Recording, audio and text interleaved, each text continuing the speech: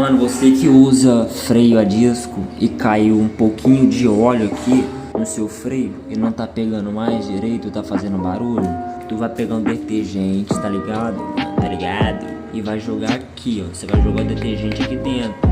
Você vira a bicicleta de cabeça pra baixo. Eu sempre faço isso. Quando cai óleo aqui, ó, some tudo, barulho e pega o freio normalmente. Você joga aqui, aí tu pega a sua bicicleta e vai descer o morro. Toma cuidado pra você não se matar, porque a bicicleta vai descer direto, né? Porque você jogou isso aqui, depois lava, enxágua, até começar a frear é normal. Eu sempre faço isso e sempre dá certo.